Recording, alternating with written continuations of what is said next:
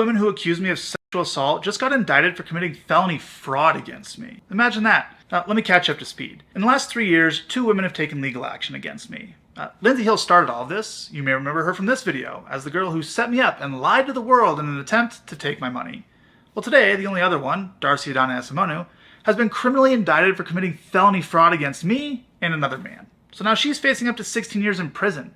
Her claims are even more absurd than Lindsay's were, so here's some of the details. The claims that the First Lady said was already absurd. She found out how much money he made and how much he was worth, then created a whole entire plot on how to get to him, and then brags about what she's going to do to him to her friend through text. Because that makes sense. Next victim, star pitcher for the Dodgers. A text Lindsay Hill sent to a friend before she ever even met me. "What should I steal?" she asked another, in reference to visiting my house for the first time. The answer? Take his money. So how might that work? "I'm going to his house Wednesday," she said. "I already have my hooks in. You know how I roll." Then, after the first time we met, "Net worth is 51 mil, she said. "Bitch, you better secure the bag," was the response. But how is she going to do that? "Need daddy to choke me out," she said, being an absolute whore to try to get in on his 51 million. Read another text. I'm just curious if you know, like, the statistical likelihood of you texting your friend premeditated texts saying you wanted him to choke you out and steal his money, take his money, and him actually choking you out, and those two things not being related. It's a really, really valid question. And like I said, I think you would need to look through each conversation. Those were handpicked. But I can, like I said last night, completely own the fact that those were overly sarcastic, overly inappropriate to some may seem. And it does give off that impression about clout chaser and totally attention-seeking behavior. But I just feel that they have, nothing to do with what actually took place. Yeah. But it does cause a lot of questions as to why I was, seeking Trevor out. But at the end of the day, there was nothing about a setup with violence and all of this stuff and getting financial gain. It was strictly, a 25 or however old I was at the time, girl trying to get attention from those things and phrasing it in a sarcastic way before we met. Okay, so I've got a couple other questions on that. So you said in court that he sexually assaulted you on 2 different encounters, and you say the first time that you say he choked you unconscious.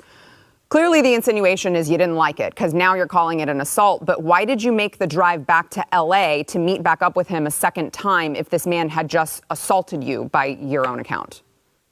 I think that's a really good question. How I phrased it and how I in the past is that I was so embarrassed by the first encounter that I felt something, deep in me to go and take the power back and to be better and to be what he wanted in a sense. That just makes no fucking sense. I mean, it's just bullshit. And so I don't know. There's been a lot of, through all the processes, witness experts on the psychology of what happens when you are assaulted, XYZ.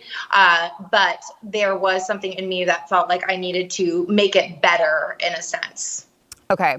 But you texted Trevor before you met him, telling him you liked rough sex. Then you texted him after your first encounter with him, which you now call an assault. And according to court records, you told him after that sexual encounter that you had, quote, never been more turned on in your life. That's not really something that someone says when they were just assaulted. I think it's a super valid question. Everything you're asking me is a super valid question. I agree. That's why I'm asking them. Totally. And I think that I'm not, that's what expert witnesses are for in court in terms of the psychology behind that and responses to abuse and things like that. But like I said, I was just trying to make myself feel better about myself after what had happened the first time. So if this lady did worse than the last lady, I gotta hear that. We had one plain sexual encounter in December of 2020. Nothing that could be considered remotely rough. She initiated it, but don't take my word for it. Take hers. This is a picture and text message she sent me the next morning explaining why she came on to me. And for months afterwards, she repeatedly requested to sleep with me again. For example, this text from January 7th, 2021. At one point, she even requested a sample of my sperm so she could have my child whenever she wanted to in the future. That's crazy. Once men hear stuff like that, if they choose to stick around, then it's just on them. There's no way no sane person just want to have a kid by you. And it ain't with good intent, because if you only slept with them one time, it's no way possible that it's you that they want. It's hard to keep track, but she's made at least 4 7-figure demands over the last few years. More than a year after the one time we slept together, and Only after Lindsay Hill made up her false allegations, Adana retained a lawyer. She then demanded $3.6 million and claimed I forced her to have leaving her emotionally devastated and irretrievably damaged by it. But here's the thing, she never had an abortion because she was never even pregnant, and that's corroborated by her own medical records. When I refused to pay her the $3.6 million she was asking for, she made up a bogus sexual assault claim and filed a civil suit against me. In that version of her story, she claimed, for the first time by the way, that there was non-consensual sex, but her texts from the next morning show what actually happened. Remember this text in which she explains why she came on to me? She also claims that instead of an abortion, she actually had a miscarriage, but that's impossible, of course, because again, she was never even pregnant. We now have emails between her and the first two law firms that dropped her. And so she did have a miscarriage and didn't have an abortion. How can you sue somebody for emotional damage? You have to sue yourself because that's your body that did that. So I guess men have to pay for that too. You can tell the character of this woman because she does not get to sleep with men of high status very often. For her to try to chase down this man for over a year and try to extort him for money is just crazy. And she didn't even have the decency to start low. You could at least start it with like $500,000. She just wouldn't aim for the moon. This is the exact woman that accused him. Which they acknowledge they never had any evidence to support her claims, but they'll try to get my money anyway. I then shared an audio recording I have in which Adana contradicts her own claims and asks me for money. In the emails, her lawyers agreed that that's insurmountable evidence, and they inform Adana that they can no longer represent her unless she can provide documentation or proof of her claims. Of course, she couldn't do that, so the law firm urged her to consult other law firms with different standards.